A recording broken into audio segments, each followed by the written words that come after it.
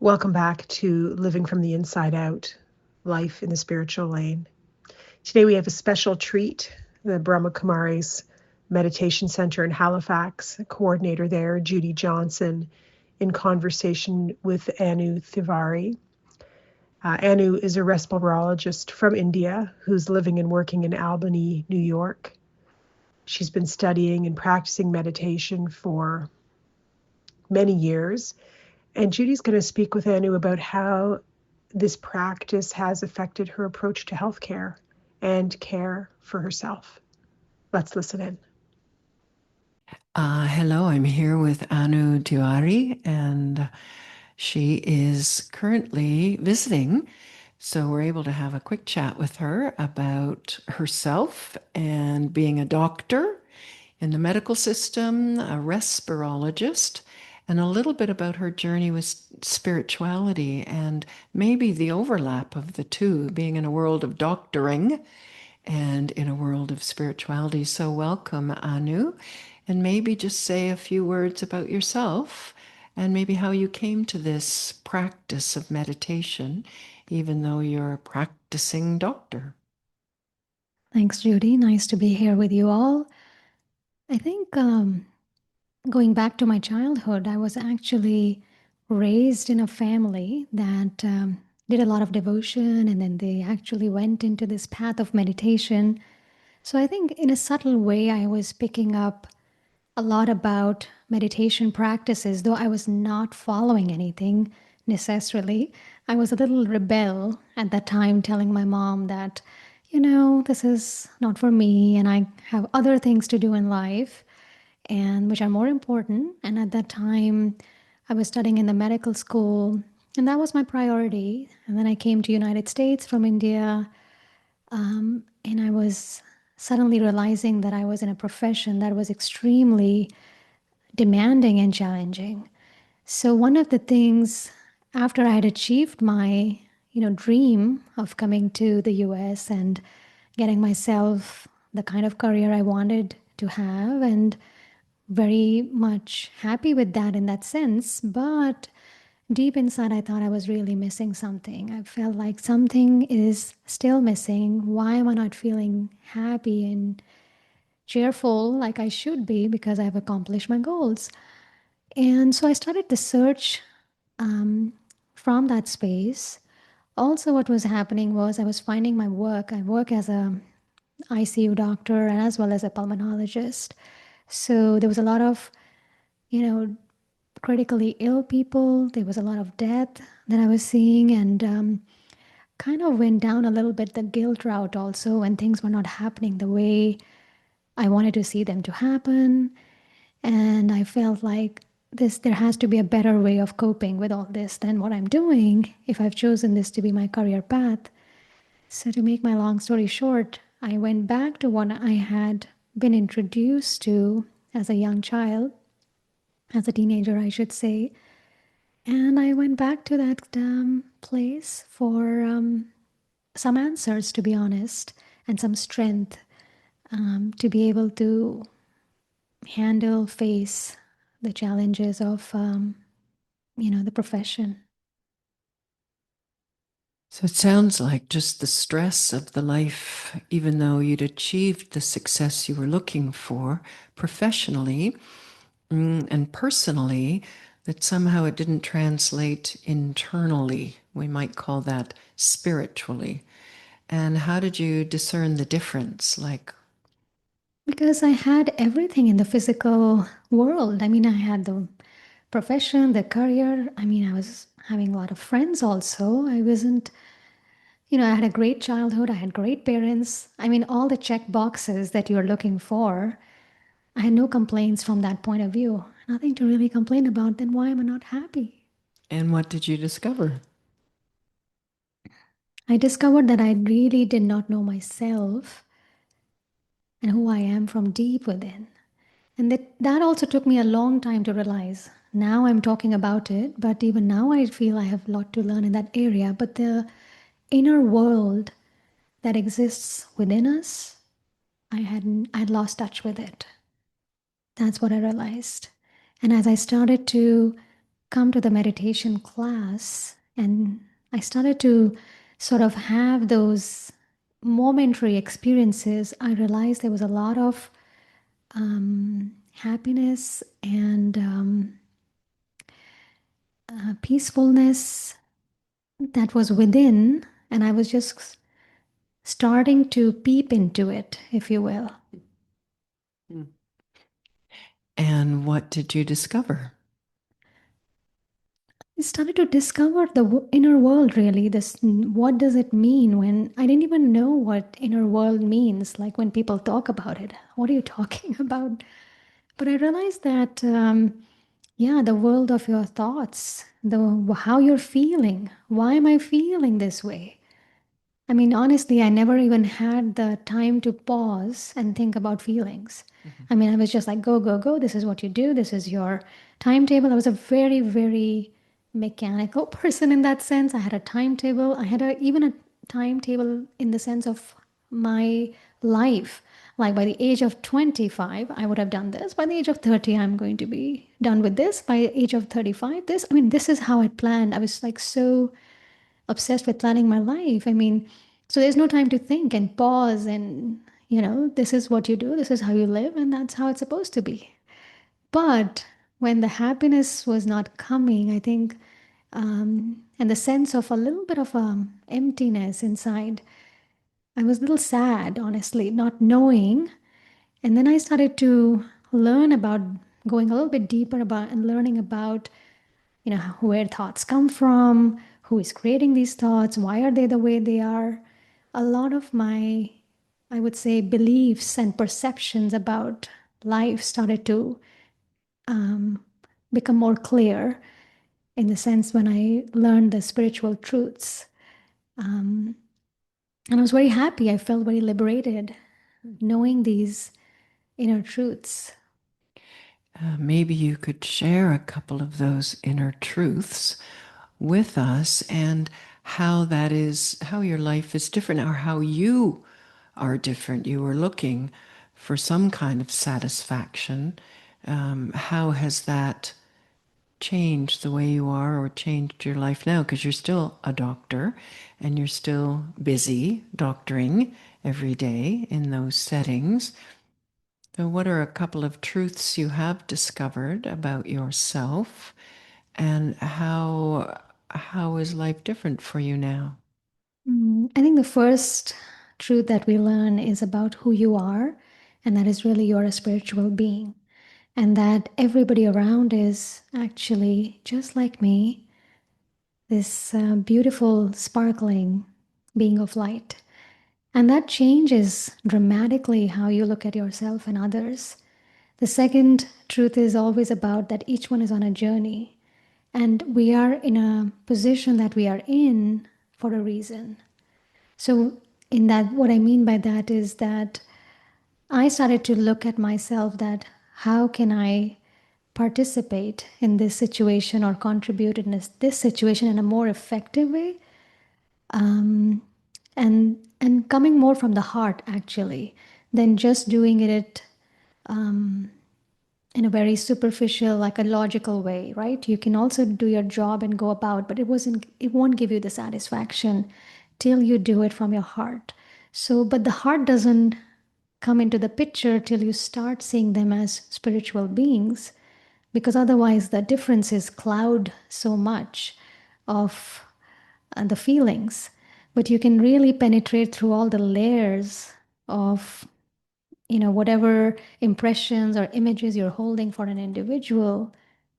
When you see them as spiritual beings and you know that everybody is on a journey, in their own independent journey, and that allows you to accept them easily, and then you focus more on yourself about how I can have a more positive, fruitful, impactful contribution in this.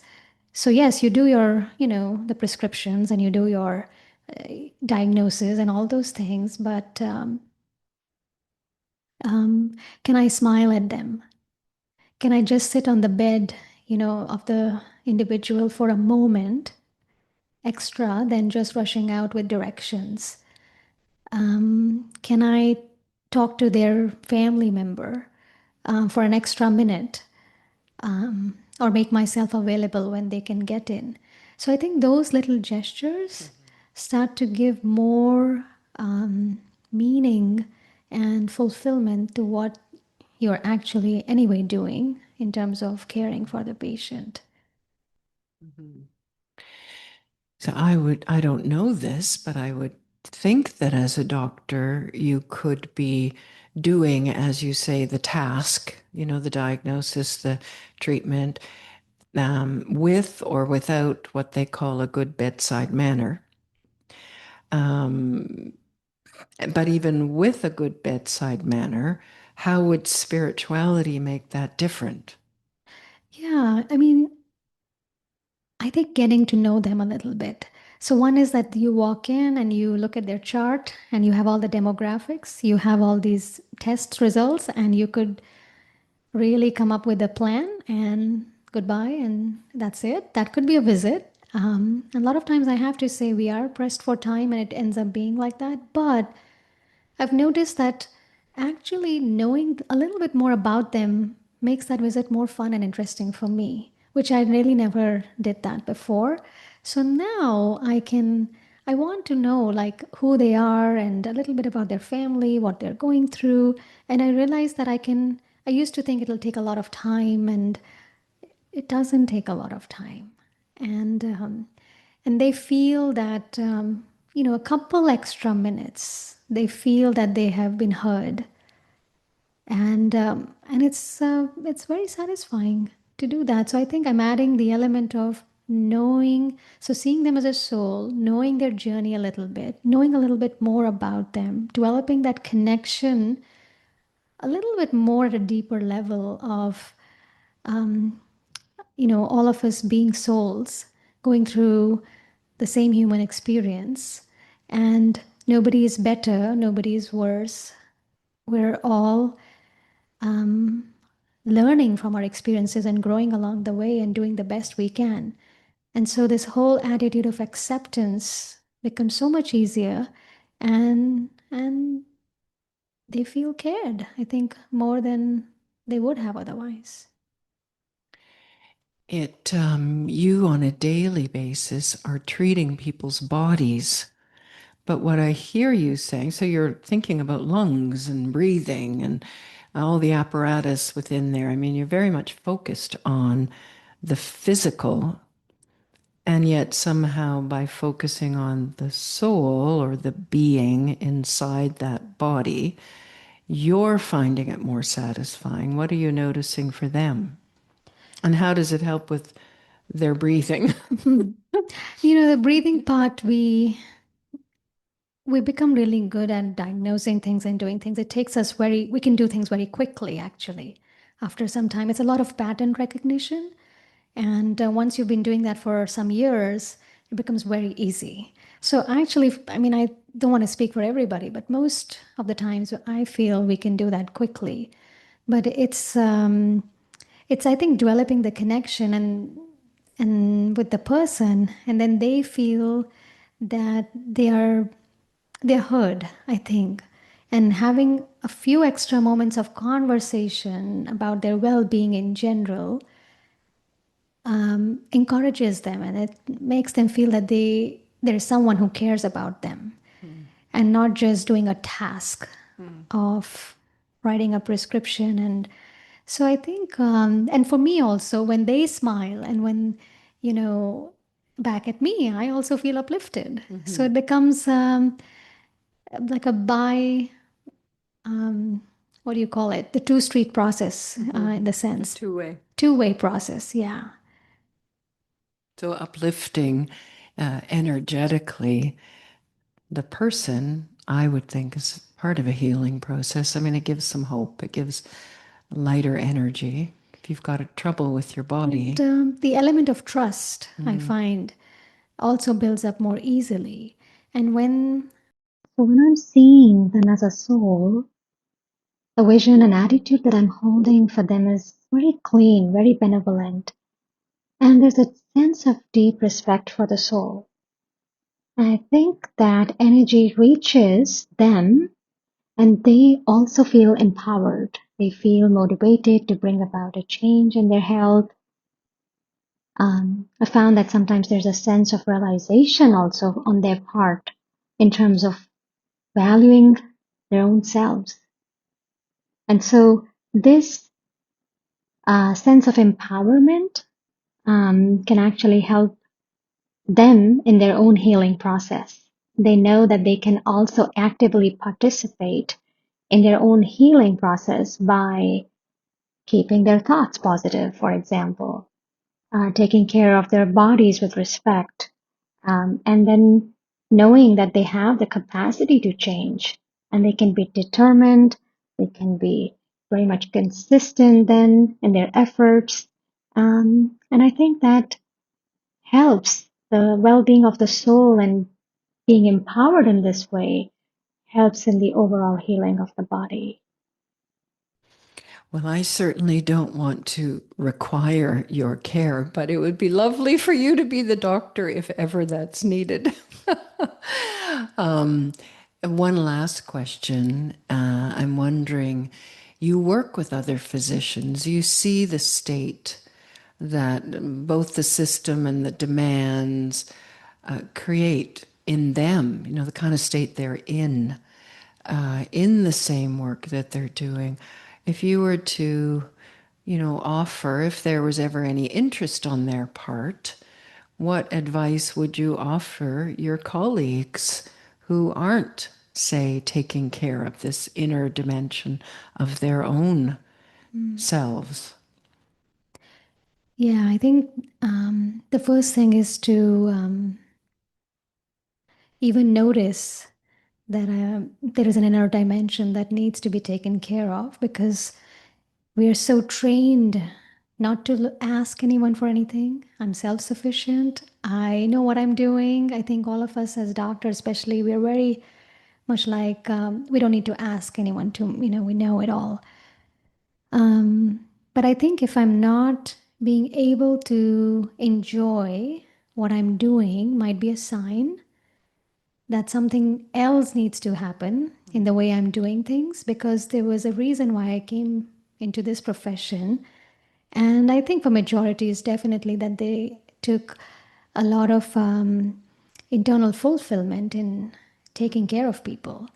And if I'm not finding that interesting, enjoyable, I'm finding it to be overwhelming, I think that's a sign that there's something missing that I might need to look at.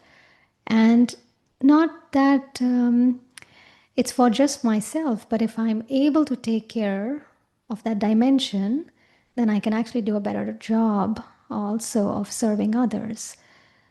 And so that means that so taking care of the inner dimension means learning about who the self is and taking that. And sometimes we feel that it'll take a lot of time, and I don't want to do an extra thing now on top of what already I'm doing, because now you're saying I have to do these extra things. As it is, I don't have time to do all of this.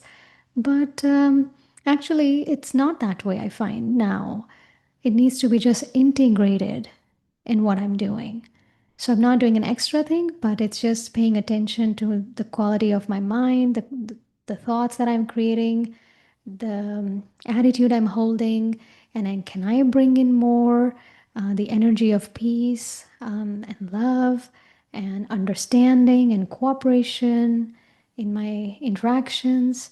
But that happens when I take care of this inner self, the inner being that is responsible for these quality of thoughts. So I do encourage everybody that, taking care of the self is a good thing. I mean, and then we can last longer, we can be more useful to other people, and we'll be happier doing what we are meant to be doing. So my advice would be that find that thing that allows you to nurture that inner being in whichever fashion it is that resonates with you, but spend time with your own self. It'll make a whole world of difference to the life outside. That's beautiful. Thank you for that. Um, Very wise. The wisdom of the healing profession is both physical and spiritual, and I feel you're a lovely combination of both. So lucky patients who get you as their physician. So thank you for being with us. And one last thing I was just remembering is that the Janki, one of our spiritual leaders in Brahma Kumaris, said, it's time to pay attention to the healer who will heal the healer. Mm. And I think about that statement quite a bit, because if the healer himself is not healed, it affects the whole community. I know during COVID, while everyone else was saying, oh, isn't this great? We get to meditate more. You were run off your feet in the hospital, especially as a respirologist. You didn't get any break from COVID. We didn't, yeah. So we were like the frontline people, actually. So that was a different time. But then it was like, well, you signed up for this. And so this is the need or the call of time is really what I felt at that moment. And we had to find things to keep our spirits up. And we used to talk amongst ourselves. Well, we'll be part of the history, because we are the ones who have been chosen to be playing this part. So that's because we're capable and we can do it. And that's why we're in this position. So we had to talk to ourselves in different ways to keep ourselves uplifted. But that was a very unique time for sure. Thank you for taking the time to be with us today. It's been very interesting for me to learn a little bit more inside the doctor head and approach. So thank you. Thank you, Judy.